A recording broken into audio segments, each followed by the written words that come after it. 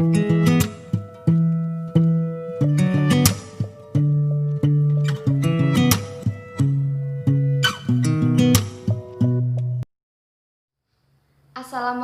warahmatullahi wabarakatuh.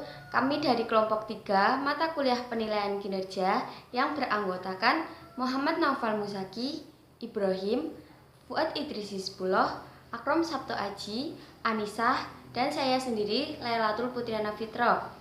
Di sini kami akan membahas tentang manajemen kinerja dan pengembangan SDM. Dalam bab ini akan mempelajari tentang bagaimana pegawai belajar melalui manajemen kinerja, peluang pembelajaran, dan deskripsi dua kegiatan pembelajaran kunci, yaitu perencanaan pengembangan individu dan pembinaan. Pembahasan yang pertama yaitu membantu orang belajar melalui manajemen kinerja. Jack Reynolds 2014 membuat poin penting bahwa peningkatan kinerja saling terkait dengan pembelajaran. Jack Reynolds juga percaya bahwa pengalaman kinerja merupakan tempat belajar yang paling lengkap. Manajemen kinerja memiliki peran kunci. Yang pertama yaitu membantu orang untuk lebih menghargai kebutuhan, perbaikan, serta apa yang harus dilakukan. Dan yang kedua adalah memastikan bahwa mereka belajar dari pengalaman itu sendiri. Manajemen kinerja menawarkan ruang lingkup untuk membimbing orang melalui tantangan dalam kerja, memastikan bahwa mereka memiliki waktu dan sumber daya yang dibutuhkan untuk belajar, dan yang terpenting adalah memberi mereka umpan balik serta dukungan yang mereka butuhkan untuk belajar. Pembahasan yang selanjutnya akan dijelaskan oleh Akrom Sabto Aji. Terima kasih. Assalamualaikum warahmatullahi wabarakatuh. Saya Akrom Sabto Aji dari kelompok penilaian kinerja akan mempresentasikan materi bagian B tentang kesempatan belajar. B. Kesempatan belajar. Manajemen kinerja memberikan kesempatan belajar dalam 3 tahap utama. Yang pertama yaitu kesepakatan dan perencanaan kinerja. Yang kedua, mengelola kinerja secara rutin.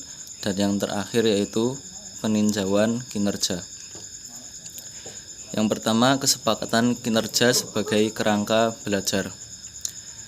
Kesempatan belajar yang ditawarkan oleh manajemen didasarkan pada saat awal kesepakatan kinerja, dan hal tersebut merupakan bagian dari perencanaan kinerja.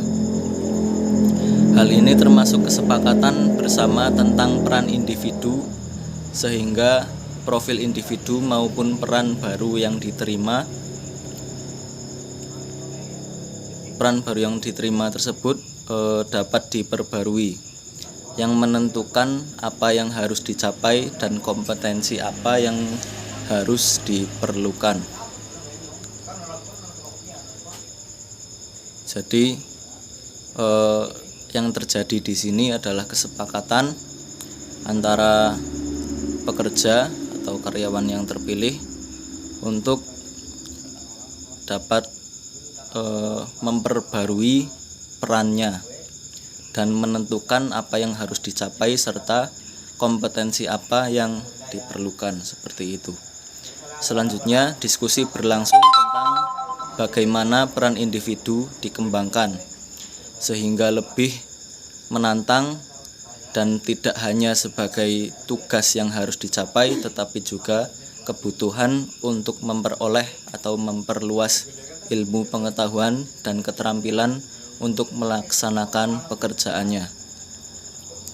Tujuan dari kesempatan belajar adalah untuk menyediakan apa yang disebut oleh Reynolds sebagai kebebasan bagi individu untuk mengelola pekerjaan mereka dalam batas-batas tertentu atau kebijakan dan perilaku yang diharapkan.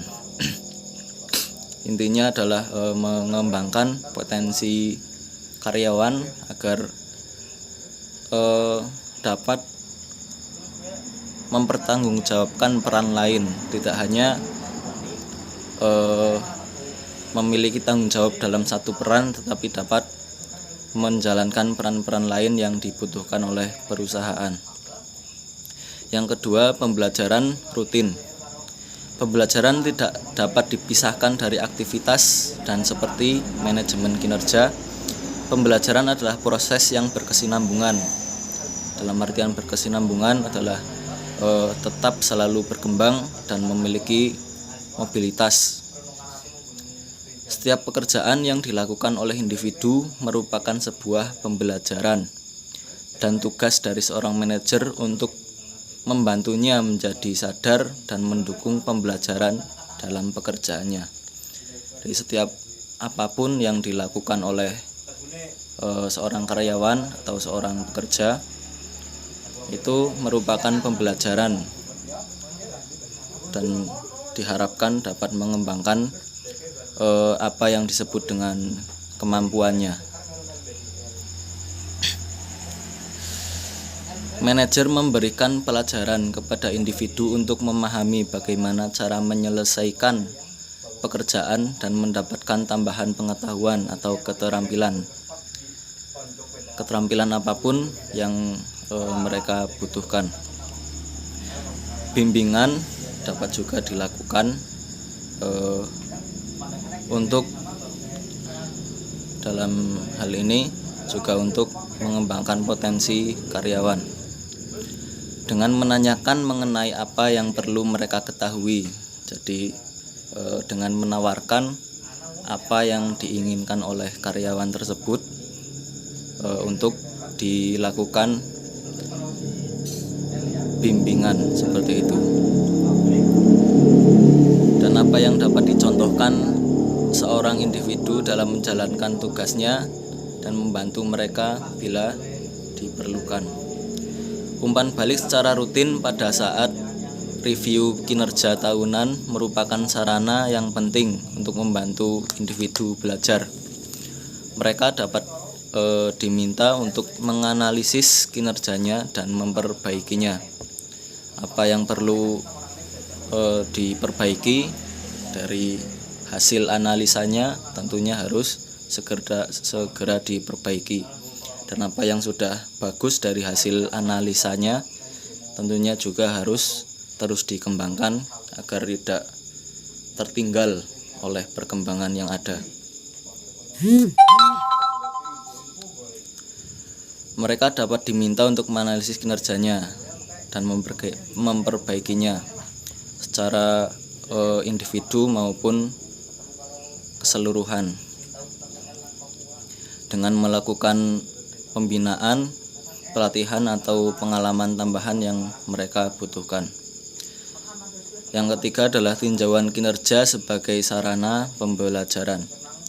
Tinjauan kinerja baik dilakukan secara formal maupun informal dapat dianggap sebagai pembelajaran. Kesempatan belajar dapat diberikan sebelum dan atau setelah pertemuan. Sebelum melakukan pembelajaran atau sebelum melakukan peninjauan, kita dapat meminta mereka untuk memikirkan apa yang mereka inginkan, keterampilan baru yang ingin mereka dapatkan dan arahan yang ingin mereka kembangkan sesuai minat dan sesuai kompetensi dari karyawan yang bersangkutan. Selama proses peninjauan, seorang individu hadir untuk melihat dan memberikan saran tentang apa yang telah mereka pelajari dan apa yang perlu mereka pelajari. Individu didorong untuk bertanggung jawab atas pembelajaran mereka dan menerapkan hasil proses pembelajaran. Hasil peninjauan bisa menjadi rencana pengembangan seperti dijelaskan di bawah. Seperti yang dijelaskan tadi di atas.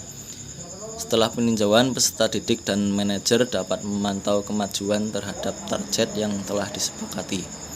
Jadi kesempatan belajar ini tidak hanya mengembangkan potensi dari karyawan saja, tetapi juga mengembangkan kompetensi atau kemampuan dari manajer itu sendiri yang melakukan pengembangan dengan menggunakan kesempatan belajar. Mungkin itu dari saya. Apabila banyak kesalahan saya mohon maaf yang sebesar-besarnya. Wallahul muwaffiq ila aqwamit thoriq. Wassalamualaikum warahmatullahi wabarakatuh. Assalamualaikum warahmatullahi wabarakatuh. Perkenalkan, nama saya Muhammad Naufal Busyari. Saya akan mempresentasikan tentang penjelasan perencanaan pengembangan individu. Apa itu pengembangan perencanaan individu? Yaitu sebuah mempromosikan pembelajaran, pengetahuan, dan keterampilan yang dapat mereka dapat untuk membantu bagi kemajuan karir mereka. Sebuah perencanaan pengembangan individu menetapkan apa yang perlu kita pelajari untuk mengembangkan kemampuan mereka, meningkatkan kinerja dan karir mereka selanjutnya, menjadi acuan untuk memantau dan mengkaji pelaksanaan sebuah perencanaan yang bertujuan adanya perencanaan pengembangan individu, yaitu untuk menjaminnya terciptanya kondisi yang objektif. Dalam hal ini memberikan kepuasan, kemajuan yang nyata dan seimbang atas prestasi kerja para pegawai. Dengan adanya perencanaan dan pengembangan individu, dapat diperoleh gambaran bagi para pegawai mengenai cita-citanya, sebuah keinginannya untuk menduduki suatu jabatan tertentu nantinya, serta dapat mengetahui persyaratan-persyaratan yang harus dipenuhi untuk mencapai cita-citanya tersebut. Adanya proses sebuah perencanaan pengembangan individu didasarkan pada pemahaman tentang apa yang kita ingin lakukan, apa yang kita ingin melakukannya, apa yang telah dicapai, pengetahuan dan keterampilan apa yang kita miliki. Sebuah pengetahuan dan keterampilan apa yang mereka butuhkan.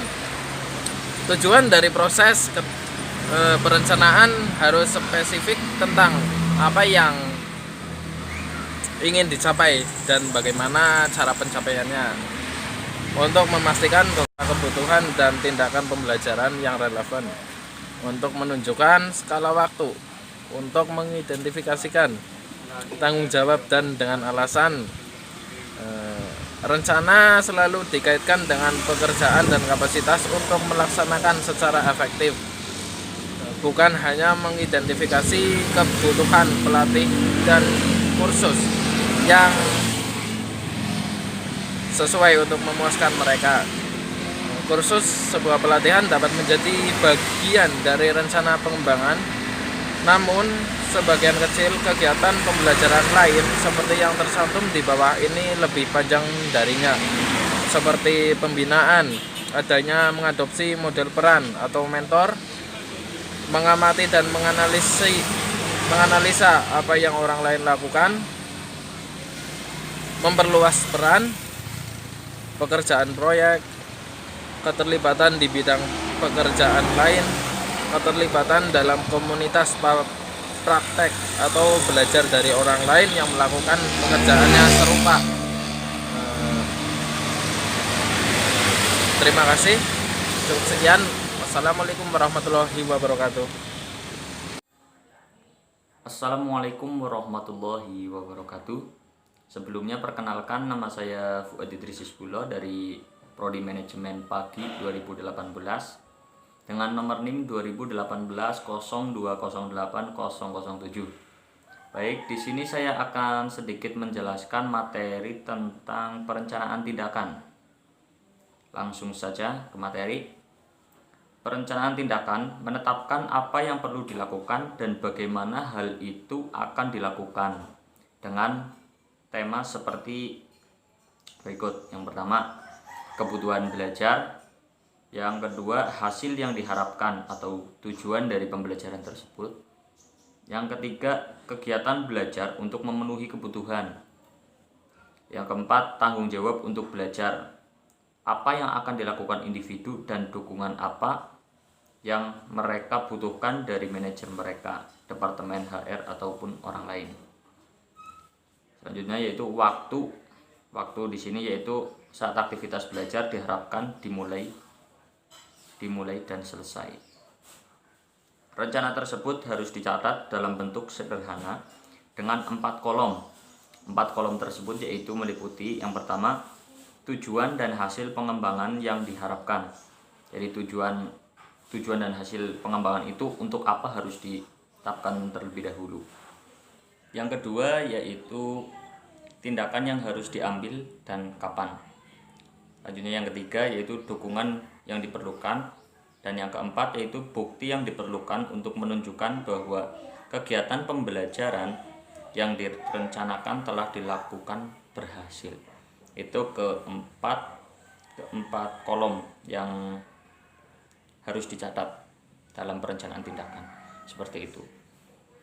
Mungkin itu sedikit penjelasan mengenai perencanaan tindakan. Apabila dalam penjelasan ini banyak salah kata, banyak tutur kata yang kurang berkenan, saya mohon maaf yang sebesar-besarnya. Wassalamualaikum warahmatullahi wabarakatuh. Assalamualaikum warahmatullahi wabarakatuh. Perkenalkan, nama saya Ibrahim. Pada kesempatan kali ini saya mau melanjutkan presentasi dari kelompok kami. Untuk materi selanjutnya adalah pelatihan. Pelatihan adalah pendekatan on the job individu untuk membantu mengembangkan keterampilan dan tingkat kompetensi mereka. Kebutuhan pembinaan timbul dari tinjauan kinerja formal atau informal.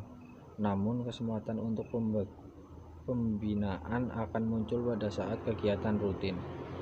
Setiap manajer mendelegasikan tugas baru kepada individu. Pembinaan dibuat untuk membantu individu mempelajari keterampilan atau teknik baru yang dibutuhkan untuk menyelesaikan pekerjaan. Manajer memberikan umpan balik kepada individu setelah tugas selesai, dan sebuah kesempatan untuk membantu individu itu untuk bisa lebih baik lagi dalam pekerjaannya. Yang selanjutnya, proses pembinaan.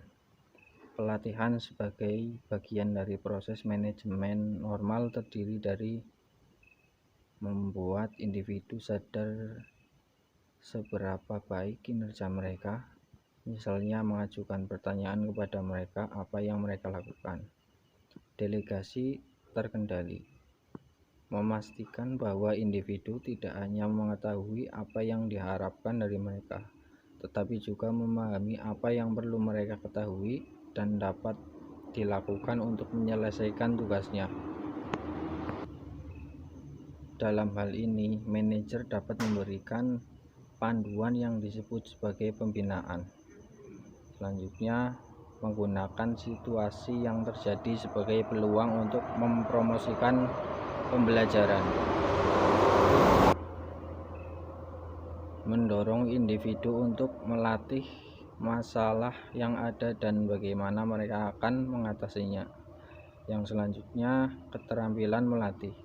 Pelatihan akan lebih efektif bila orang yang memberikan pelatihan memahami bahwa perannya adalah membantu orang untuk belajar dan orang tersebut termotivasi untuk belajar. Individu harus menyadari bahwa tingkat pengetahuan atau keterampilan perilaku mereka perlu ditingkatkan jika pekerjaan mereka ingin baik dan memberikan kepuasan kepada pimpinan. Dari saya cukup sekian. Untuk materi selanjutnya akan disampaikan oleh Anissa. Terima kasih. Assalamualaikum warahmatullahi wabarakatuh. Perkenalkan, saya Anissa dengan NIM 2018-0208-015 dari Prodi Manajemen. Di sini saya akan memaparkan sedikit tentang materi keterampilan melatih. Yang pertama yaitu pengertian tentang keterampilan melatih adalah kemampuan yang mempengaruhi bagaimana kita berinteraksi dengan bawahan atau orang lain. Keterampilan ini membuat komunikasi efektif, berpikir kreatif dan kritis, sehingga membangun tim serta kemampuan lainnya yang terkait kapasitas keterampilan individu. Dan cara melatih bawahannya, ada yang pertama, 1 dengan pelatihan, kedua pendidikan, ketiga magang, keempat job engagement, yaitu penambahan tugas dan tanggung jawab terhadap karyawan atau bawahan. Dan yang selanjutnya kelima, benchmark, yaitu studi banding atau pengevaluasian atau pembandingan terhadap suatu karyawan atau bawahannya dalam sebuah organisasi atau perusahaan. Selanjutnya, uji kompetensi, yaitu kemampuan dilakukan untuk membangun karyawan yang lebih baik. Yang ketujuh, rotasi kerja. Yang kedelapan, coaching, yaitu bimbingan atau pelatihan kinerja yang baik terhadap karyawan atau kinerja yang buruk. Selanjutnya, yang 9 adalah promosi, di mana promosi ini melibatkan suatu produk atau bagi perusahaan itu sendiri. Selanjutnya itu leader sebagai pembimbing, di mana organisasi atau perusahaan harus adanya seperti pemimpin atau pembimbingan untuk sebuah karyawan atau sebuah perusahaan untuk karyawan itu sendiri. Dan selanjutnya ada kata kunci dalam membimbing, yaitu berkaitan dengan norma dan tata tertib. Itulah pemaparan tentang keterampilan melatih dari saya dan kelompok saya. Apabila ada tutur kata yang kurang berkenan, kami mohon maaf. Wabillahi taufiq wal hidayah. Wassalamualaikum warahmatullahi wabarakatuh.